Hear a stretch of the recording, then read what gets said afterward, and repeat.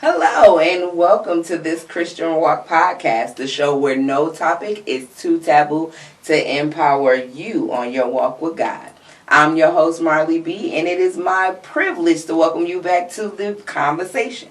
And today, we have a special treat for you because I have invited my homeboy, Alfonso Settles, who has taken the plunge to follow his dream about pursuing acting and modeling and just all kinds of things in the biz. But he is going to be coming today talking about his journey making that transition and how doing so got him to exercise his faith muscle. So today is all about stepping out on faith. Let's get into it right now. Uh, Walk with me, talk with me. What you know about God? Will He ride with me? Come and open my eyes for me. Hear my story. Show me more what's in store. And once more, listen, homie, can you walk? All right, Alfonso Settles, I would like to officially welcome you to TCW. Thank you. Thank you for having me. I'm so glad to have you here. Now, for people that don't know, this is my homeboy, Alfonso Settles. We actually grew up in the same neighborhood and went to the same high school. Hmm. I've been knowing you for 20 plus years now. Yeah, we go back It's, a long time. it's crazy. You remember when we was young enough that didn't know nothing for 20 plus years? Didn't know nothing. Thought we knew everything, but didn't Thought know we knew nothing. everything, thought we was grown running those Hmm. streets, but Right. we made it and we doing good. And this topic that I wanted to bring up, which I figured you was the best person to have for this topic of conversation, which is stepping out on faith, because right now that's what you're doing. You're living your dream. I Right. know you started off, in high school playing basketball. You went on to play basketball even beyond high school and college. Hmm. And Hmm. now you're doing something totally different, right? You're modeling, Yes. Yes. acting, you living the dream. Yeah. So I want to just give you an opportunity to just kind of tell your background on how you started in the realm of basketball and then made that shift over to um, acting and film. Yeah. I mean, you pretty much hit it. You know the history. You know where it all started back at in Mackenzie, the good old Mac. People didn't go there. Mhm. Coming out over 20 years ago. Trying to pursue a professional basketball career, and it was tough. It was a lot harder then than it is for kids to try to go turn pro now. So, that was a task within itself. But, I love the game. I still love the game. Even though I don't play anymore, I will get in the jump from time, get up some shots and keep my cardio going. But, I'm no longer chasing it as a career. And I realized that, as I got older, even though I'm still a young man, in Mhm. basketball terms, I was getting old. And it was just time to do something different. So the transition came from me. After I stopped playing basketball, like when I legitimately just put the ball down, and I didn't have the thirst to play anymore because I just wasn't really having fun like I used to. For like a year or two, I didn't really know like what I was gonna do. I was just kind of lost because for so many years basketball was just the goal. It was just basketball, basketball, basketball. Then I had my daughter, and she took some of that focus away, and made me kind of rethink what I need to do in life because you can't play that sport as an old man, not professionally, and make some money. So I had to think about what I could do next. And the way it happened, I ended up working for this company. I won't say the name, but they kind of specialize with getting people auditions and photo shoots for whether if you're trying to model or act or do both. So initially for me, it started off with the modeling, and I had never had any experience with it. I never did it. I didn't know how to walk, model walk. I didn't know nothing about what they was looking for. So when I went to that audition, I was totally just out of my element, and I was nervous because I didn't know what to expect or what they were looking for.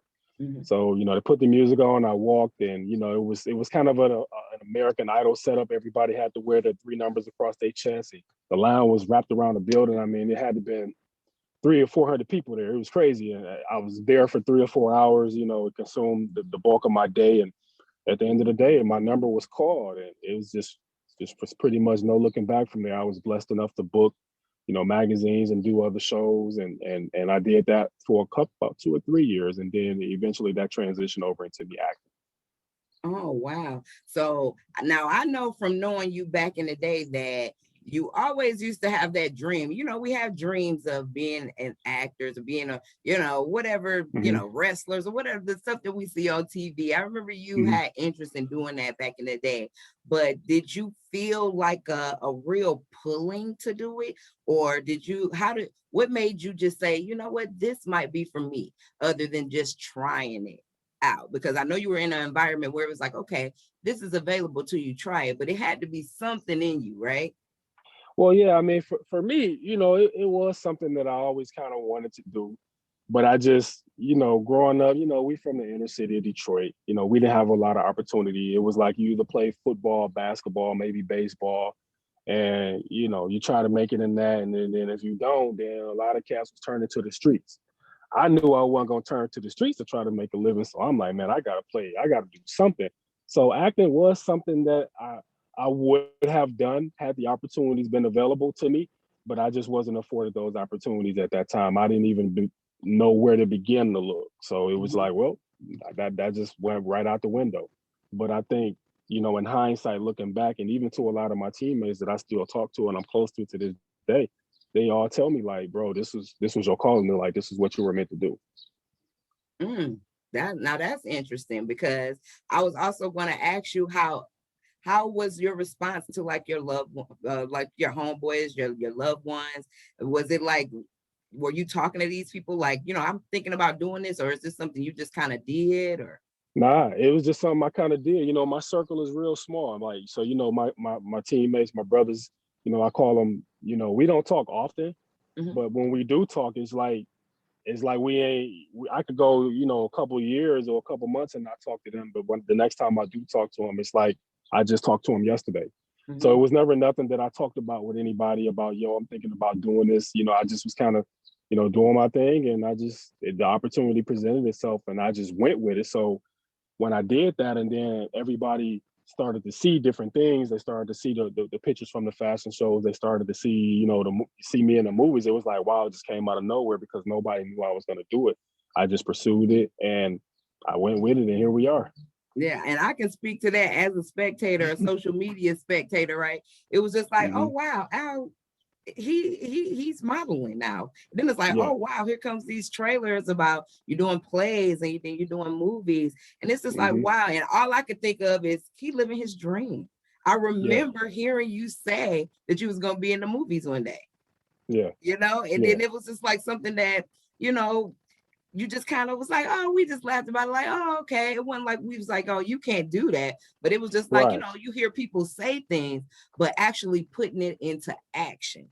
Hmm. What did that feel like to you? So many people are sitting on dreams that they feel like they're too old for, they feel like they're too young for, they feel like they don't have the opportunities to Hmm. get there because of their background, or what people might be telling them. What Hmm. does it feel like to just go after it? I mean, it's liberating. It feels really good because I went through that. Like when I started with the modeling, a lot of people's like, "Oh, I mean, you're doing great, you look great, but why you wait till you're so old to do it?" And it's like, Because how old who? were you when you started modeling? Oh man, when I started modeling, I did my first show. I think I was 38, Mm-hmm. 37, 38. So Mm-hmm. yeah, I was older, but what people don't realize, your shelf life as a male model is a little longer than if I was a female. See, a female model, your prime years are from like 15, depending on what you're doing, 15 to 26, Wow. 27. Anything above that, they look at you as being too old. And for me, thank God that I don't look my age. You can tell that I'm older, but I don't look so old that I shouldn't be here. And I didn't care what people thought. And being a model, you have to really develop thick skin. Because I was, me growing up, I was always a slim cat. I was always tall, but I was Mm-hmm. 190 pounds soaking wet. Mm-hmm. So I started to bulk up and change my body up, and getting into the modeling scene, they consider me to be a fitness model, or you know, if I was a female, like a plus size model, because, you know, I can't model the typical things because like for me to try to go buy a suit off the rack is never going to fit me. It always has to be tailored because my shoulders too big and too wide, and then I'm slim in the waist. Like anything they have in the store, nothing fits me. I hate shopping for myself because it's always a task and Oh, it's I get expensive. that. You're talking to a plus size girl. I understand the Right. need to find something that fits a specific body type. I get it. Mm-hmm. Right. Mm-hmm. So it was difficult, but I mean, at the end of the day, you know, I just felt like, you know, it just this is my calling, and Mm-hmm. I've been told that, and I genuinely feel that. Mm. Now, with this being this Christian walk, right? Hmm. I want to go ahead and put it out there. Are you a believer? Oh, definitely, definitely. Yes. So Nothing would happen. The things that have happened for me wouldn't have happened if it wasn't for God. absolutely. Well, Yeah. thank you for acknowledging him. And you have people out there like, I'm going to ahead and say this cuss word because a lot of people, especially in the Black community, don't like to use the word Kanye.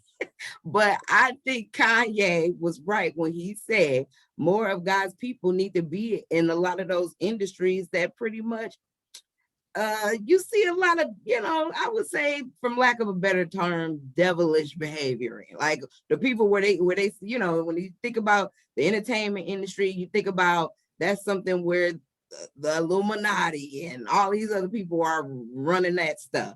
But it's so refreshing to know that there are people of faith that are standing on faith and believing in God to lead them through their journey are in these industries. So I commend you for, proclaiming that, on the path that you're going. So had you run into any situations thus far that made you had to, I won't say question your faith, but just kind of, consider it in order to go forward with a project?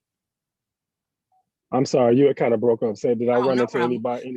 Had you ever come up to a situation like a potential role or a potential show or working with a particular project that had you kind of considering your faith on if you would take that project or not? Yeah, I have. You know, I've said this before in an interview that I did some months back. I had an opportunity to do an audition.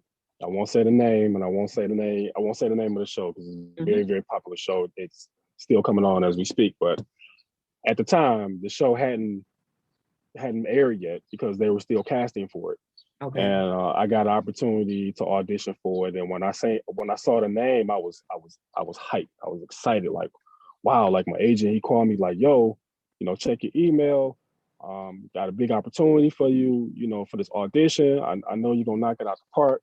So I'm like, okay, all right, cool. And he don't normally call me unless it's a big deal. You know what I mean? We talk all the time, but for him to call me like, yo, check your email, I knew it was major. So I checked this email, I went through the side, I saw who it was from and what the show was, and I was hyped. So as I got to reading the script or the sides they send you, so it's not, they don't send you the whole script, they just send you like, you know, a couple of paragraphs or a couple of lines of the role that they want you to read and audition for. So I'm reading it and I'm reading it and I'm reading it and I'm just like, what is this? Like, so I started questioning it. So I called my agent. I said, "Yo, bro, is this role for somebody that's homosexual?" And he was like, "Well, I didn't read the sides. I just read where it was from." And so I was like, "Well, why don't you read it and you let me know? Because I just want to make sure I'm not tripping." And you know, he read and he was like, "Yeah, bro, I made a couple calls and yeah, but you know, you can go ahead and still audition, even though you know." I said, "Nah, man." I said, you know, I don't have a problem with the LBGT community.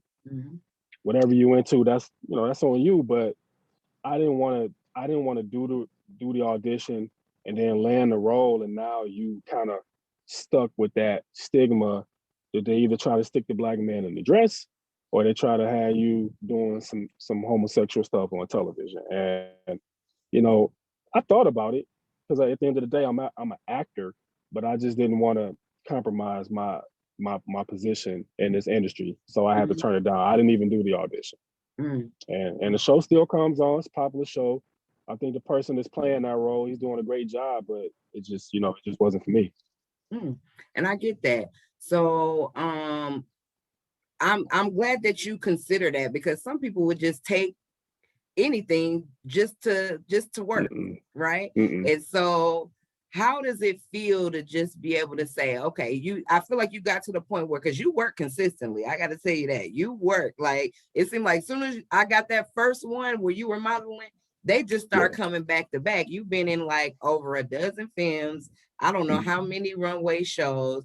I've seen you have a few features in different magazines. You've done several radio shows and things like that. So Yeah. to be working and not have and be able to say, I can be picky, I can be choosy. Do you feel like you there yet, or you feel Yeah. like I you? mean, humbly Mhm, speaking, yes, mhm. because I mean, just like when you go and audition for something for a particular role, the casting people, the directors, they have the right to say no to you for various different reasons, and they don't have to give you any of those reasons. They could just feel like you're not a fit and not be that, and that's fine. That's part of the industry. But just like they have the power and the rights to say that, we do as being actors as well. We don't have to take any movie, if it's something in that film that we don't feel comfortable with, whether it be the content or the dialogue or anything. If it's something that don't sit well with us and they're not willing to change it for you, then Mm. this is not the role for me and I'm not able to do it. And it's no hard feelings. It's just the nature of the beast. It's part of the industry.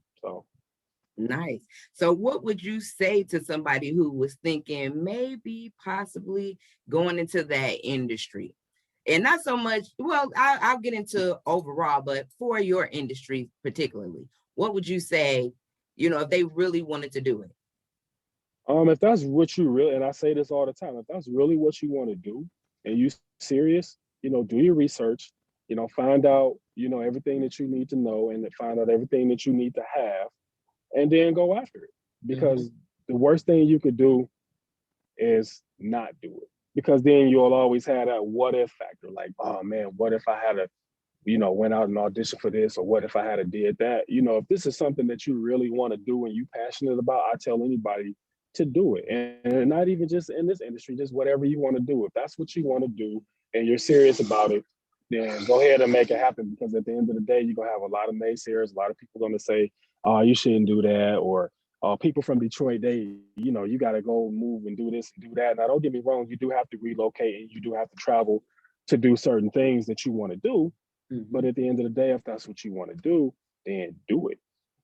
Just do it. And the people that are speaking negatively on what you're trying to accomplish, those are the people that you gotta, feed them with a long handle spoon, keep them at bay, because you don't need negativity in your head to try to accomplish something that's already hard. You need all the positive influence that you can get, and then just go after it. I tell anybody that. Absolutely. And I like how you mentioned, having to relocate, because that's the nature of the beast. You have to Yes. be able to go where the work is.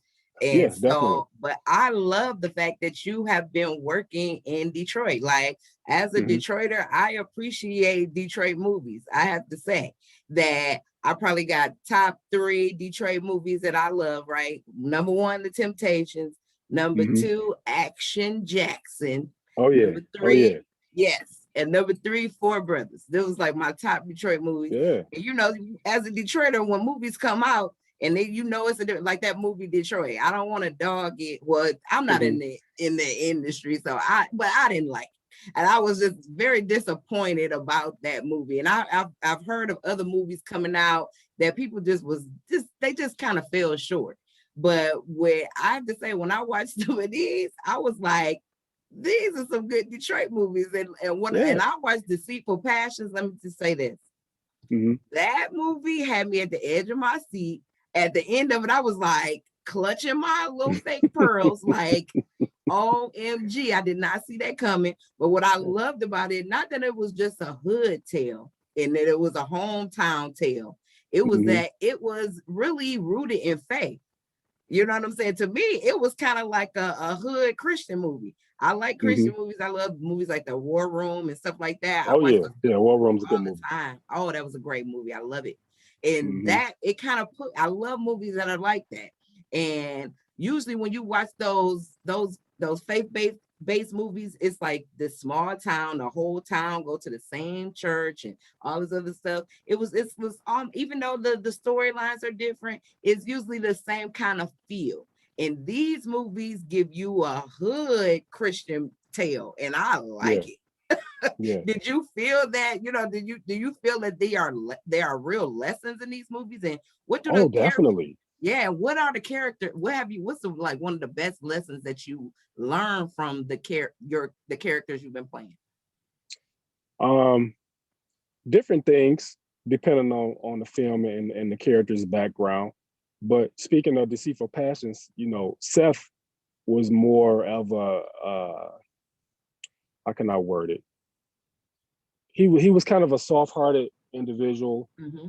and the message for Seth is he wanted a family, and I don't know if a lot of people caught that. See, Mm, Seth had the money because he was a business owner. In the beginning, he mm-hmm. ran off all the things that he has to do for his businesses. He put his best friend Vito on Mm-hmm. because they were best friends since they were kids. So naturally, listen, I'm gonna be the money man in the back.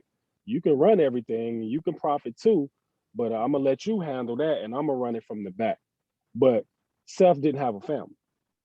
You see what I'm saying? Vito Mm, had a wife. Vito had a kid. Vito didn't value his family because he was still out in the streets doing what he wanted to do with other women. mm-hmm. So Seth was always trying to steer Vito in the right direction, but he didn't want to listen. And then as the movie played on, I can say because people have seen it's been out, as the movie went on, the things that Vito were doing was putting Seth in a position where even though this woman Seth shouldn't be with because he was soft-hearted and Mm-hmm. gullible, he fell in love with this woman and he wanted a family with this woman. So when Vito did what he did to her and messed her up, and now she can't have kids, now Seth is kind of he almost snapped because when he left the hospital, he sat in the car with Tony like I'm gonna kill him Yeah. because now you've just ruined my only chance at happiness. Even though everybody watching like, how can you be falling for her, bro? She a stripper, she doing this, she doing that, she playing you, but in Seth's mind, he just want a family. And that was what he was preaching the whole movie, but it was a hidden message. And Yes. as the movie played on, Seth, after he calmed down, he realized that he doesn't want to do this to his brother, his best friend, regardless as to what happened. But now he's too deep in Mm-hmm. because of the things that Vito was doing. Tony like, nah, I want this money. He's sleeping with my wife too, so he got to go. And no Vito matter was how, busy. He was busy. yeah, he was. So no matter how much Seth tried to do the right things, procrastinating, he was getting peer pressure from his girl, peer pressure from his other friend to do it, and he didn't really want to do it. And it just was a whirlwind of things that he couldn't control, which ultimately was everybody's demise. Yeah. Like everybody lost their life behind that. And that is so real of a situation from the way things played out into that movie just to the way things are in real life. You'd be surprised how small the world is, who Mm-hmm. know who, and you have no idea of, and how people are speaking on you negatively behind your back, and it just impacted that those 4 or 5 main characters in that film, and it cost everybody their life. So that was the backstory message for Seth. So for me, again, that message overall was the world is very small. Watch the people you have around you, from friends or loved ones or significant or others, quote unquote. You just really have to pay attention to what's going on. Absolutely. And I think life is teach if you live long enough, you will find out how important it is to really be mindful of your circle. You had already Yes, mentioned earlier yes. about having positive people around you. Mm-hmm. You've had the opportunity to really work with some greats. I had a couple of names there, Rodney Perry, Clifton Powell. Mm-hmm. Who don't like Mm-hmm. Pinky? Who don't want to hang with Pinky? Exactly. You know what I'm Exactly. saying? He's everybody's favorite character. Even if it wasn't from Friday, it's something else in his catalog. He's been doing it so long. Exactly. How is it, really being not just being around these people, but putting yourself in a situation because you have to take advantage of these opportunities without seeming Definitely. like a pest. You know what I'm saying? You know how they get it Definitely. all the time. You don't want to fanboy out, right? But Right. how do you come up and be a professional and really initiate important relationships that can help shape you in your career? I mean, at the end of the day, when I go onto a set and it's an actor there that's been doing this, whether it be Clifton Powell or Rodney Perry or the guy that played Biggie, when I approached them, because at this point, they don't view you as a fan, even though you are a fan, and they probably know that. At the Mm-hmm. end of the day, we on set together, and we are about to work together. Mm-hmm. So, my thing is, I come off, let's go over the scene, let's rehearse what we got to do, let's make sure the chemistry is there, so we can bounce off each other. And if it's not, we'll develop that, because we have to make this storyline be believable. And Mm-hmm. then we go from there. And then, after we get that out of the way, it's, if you're not from here, hey, how long you in the D for? Or how you like it here? Or what's going on? And then they'll start asking questions. And then now we're conversating. And then it just builds from there. It's just like when you meet somebody for the first time, you just kind of vibe and get a feel for them, and you just go from there. The only difference is these people are in movies and on TV, but they still Mm-hmm. human at the end of the day. So that's all that matters. So it's easy for me to establish the relationship. And I think when we get on set, they see the work ethic, they see the grind, and they respect that. And Mm-hmm. and we just go from there. Yes, be respectful. And for people that's going out wanting to step out their dreams, if you stepping out there, you got to have the work ethic to match. And I Definitely. think that's so important. So being able to be that professional, not just I'm going to try to do this, but to do it the right way, no matter what level you want. I think Hmm. that's important. Like you knew from that first audition, I gotta dedicate my day to this. I gotta be ready for whatever is happening and be ready to roll with the punches. So Yes. when you are when you think about where your career, the trajectory of your Hmm. career, right? Hmm. You've talked about the roles you didn't want to take for whatever reason. Hmm. What's your ideal role? What's that role that you want to play more than anything? It's an action movie. It's already in the talks too. So you're gonna be the new commando. We need a black commando.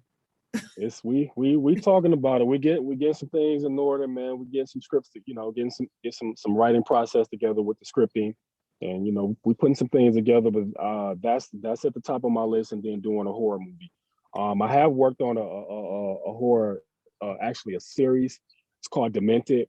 I Mhm. got Big Von. Shout out to him, Thomas Phillips. Me and him been putting our heads together, and we've been putting a lot of content together. Uh, we put some things. We're not done yet. Still things are being worked on, but we got something coming. We got something coming that's hot. It's called Demented. Like I said, that's going to be a series, and then we got another series called Toxanity, which focuses on toxic relationships. Mhm. Whether it be between you and your homeboy, or you and your significant other. So we got some things that we've been working on. So hopefully, before the end of the year is out, we're probably within the next 2 to 3 months, we should be done with that, and then we'll look to start pitching and pushing it to different networks, putting it out there. That's awesome. Oh, toxic relationship. That should be a good one. And we Oh don't yeah, realize how toxic our friendships can be too. exactly. And those are some of the things that we focus on. You got to be mindful of the people that are not clapping for you, Oh yes. and and I say that, like, humbly speaking, like, I see, and I only focus on the ones that are supporting, but I see the ones that don't. Hmm. And being from Detroit, the inner city, sometimes it's sad because your own people won't support you until you get to a certain level. But it's Yes. like, if you're not rocking with me from the beginning, then when I get where I'm destined to go, don't jump on board then. Keep that same energy. Keep You it. were doing whatever you were doing from afar. Let it be that way when I get where I'm trying to go. Absolutely. Well said. Well said. And when you think about success, how do you define success for yourself? For myself, success is just being able to do what I love to do, motivate people, inspire people to know that they can do this too, or whatever it is that they're setting out to do. Being an inspiration to say, listen, I grew up on the west side of Detroit. I'm from the inner city.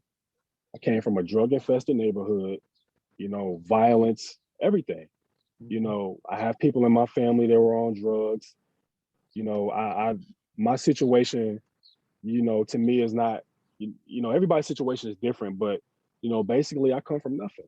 I didn't come from a rich family. Nobody in the family got, I didn't wasn't born with a silver spoon in my mouth. So everything that I had to get, or everything that I do have, I had to grind and get it on my own the right way. And like I said, I walk this, me and you walk the halls at McKinsey together. We from the same neighborhood. So you know what I mean, where I'm Oh coming yeah. from with it. So I'm no, I didn't have, my opportunity starting out was no better than yours. So you just take what you get, and you just try to, you play the hand that's dealt, and you try to come up with the best scenario possible for yourself. So that was what I chose to do. Everybody has have a decision. It's just Well which way said. you're gonna go with it. Absolutely, absolutely. And so we know that, with all the movies that you've done and everything that you have already done, we know you in the beginning stages of it. Do you see Hmm. a relocation in your near future? Yes, yeah, definitely. Um, in order to grow, you have to relocate. You can't you can't grow just being confined to what you're comfortable with, whether it be the blocks that you're from or the city you live in. I mean, eventually, in order to get where you gotta go, you're gonna have to relocate in order to grow. Hmm. It's gonna get to the point to where I'm gonna probably have to. I'm in and out of town a lot now, but in a minute it's gonna be where I have to go and stay for some months. But home is home. Detroit is gonna always be where I'm from and where I come back to. All my family here. My everything is here. So I'm gonna Hmm. always be here. But I Hmm. also know to get where I'm trying to go, I gotta go. How long I gotta go for, it just depends on the scenario. But you do have to leave in order to get it. You can't get it just being confined to one place. Hmm. That's real dedication right there. You all the way committed to this Oh yeah, dream. yeah. And I mean, I'm looking forward to seeing what's going to come next. I know you got a new movie coming out, right? Tell us a little bit about He Play Me. Yeah. He Played Me. It is an erotic thriller, and it premiered June 19th here. We sold out 4 theaters at the Bel Air, and then we had another premiere about 2 weeks later in Atlanta. Um, it's an amazing movie. Like I said, it's an erotic thriller. So if you plan on watching this movie, which you should, make sure you watch it with other adults. Please don't watch this movie with children because there's some scenes in there that I the seen that kids don't hot need to tub see, scene. and that's mild compared to some other stuff. But no, it's a great movie. It's written by Lisa Brown. This was her first movie, but it's her real life backstory of things that she went through. This woman she's been shot. Uh, she's been in physical and mental abuse relationships. So everything that's portrayed in this movie is not fabricated. It's not added to for the sake of the movie. It's real life and it's gritty. And honestly, as of right now, up to date, this is probably for the film my best work. I can confidently say that. So when people see it, because my character Ja, he starts off as he's charming, supposed to be the handsome tall guy. He's supposed to come in and kind of whisk this girl off of her feet, which he does, but he's doing it because he has ulterior motives. And Mm, he's not just having ulterior motives with her, but there are other people, other women in his circle that he's just full on manipulating and just playing games with their heart and their mind. And he's just a cutthroat, the worst kind of person you could ever know. Like he's the type of man when you see him coming, you better run the other way as fast as you can. But it's a great movie. He definitely has a lot of layers that I had to dig into and peel back. And I was just recently told that that's going to show on Amazon Prime and Tubi. We're looking at a mid-August release date. They didn't give me an exact date, but they just told me mid-August. So okay. I'm super, super, super, super excited for the world to see He Played Me. We had positive reviews from people that saw it in the theater, and I think the world is gonna love it. Well, I'm sure too, because I'm definitely looking forward to it. And if it's a true story, I did not know Yeah. that. Oh yeah. Everything's true. Nothing fabricated. Wow. So yeah, I'm looking forward to it. And anybody want to see another one? Deceitful Passions on Prime. Yes. OMG. Yeah. That On was Prime, Tubi, or it's on like 6 or 7 different platforms. I can't even yes. remember now. I also watch Dear Future Husband. I Oh, really yeah, that's like good. that one. That Yeah. was good. I paid that $2.99 and it was worth it. It was worth it, yeah. It was worth it. So definitely check that one out as well. These are powerful stories and it make you think. It make you think, and it reminds us how that all of our decisions have consequences. Yes, they do. Yes, they do. And we just have to think about some stuff ahead of time and go in knowing the consequences sometimes. And this stuff reminds you 100%. But I'm super proud of you, homie. I think that you are doing a great job. And, as I reach out to people, I want to make sure that I'm reaching out to people who have a story that people can relate to, one, and also that people can learn from. And on this walk of faith, sometimes we get complacent. Sometimes we just downplay our abilities, but you are living proof that we shouldn't do that. When that voice in our heart and in our head is telling us that we're meant for something else, 9 times out of 10, that voice is God, and we should follow it. And I commend you for doing that. And I look forward to see everything that God brings to you. And you keep representing him in that industry, because we need people of faith standing in every realm. We don't need to act like no realm is not ours, because everything on this earth is God. So we need to remember that. Exactly. Thank you. Thank you for having me. I appreciate you, taking the time and inviting me on the show. I had a ball. You my homie. We go all the way back, man. So it was a no-brainer for me to do this. Yeah, you said quick. I was like, oh, he's of course. Like, what do you mean? Like, all we gotta do is make sure the schedule right and we good. I got this. For sure. Thank you, Al. I appreciate it so much. And I can't wait to see the movie. Oh man, I can't wait for y'all to see it either. Trust me, whatever they charge, because I think they're gonna be charging initially for it, but whatever they charge, I don't know the prices. It's gonna be well worth it. You're gonna get your money for it, trust me. Oh yeah, I'm already in there. Well, thank you so much. And we're going to have you back, because as you continue to move in this journey, I want to continue to lift you up. I want people to see that you out here doing your thing. And I'm so proud of you. Keep on doing what you do. Keep on walking in faith. Definitely. Yeah, I definitely, whenever you're ready for me to come back, just let me know. We'll get the schedule together and I'll be right back. All right. Thank you so much, Al. All right. You're welcome. Once again, thank you to my homeboy Al Settles for coming on the TCW, sharing his story as he steps out and is flat out walking in faith. Tremendous story. I hope that it spoke to you as much as it spoke to me. If you like it, please share it, and definitely please subscribe to my channel. Remember, you can listen to us now on Spotify, IHeart Radio, and Apple Podcasts. So listen for us there if you don't want to watch the whole thing on YouTube, right?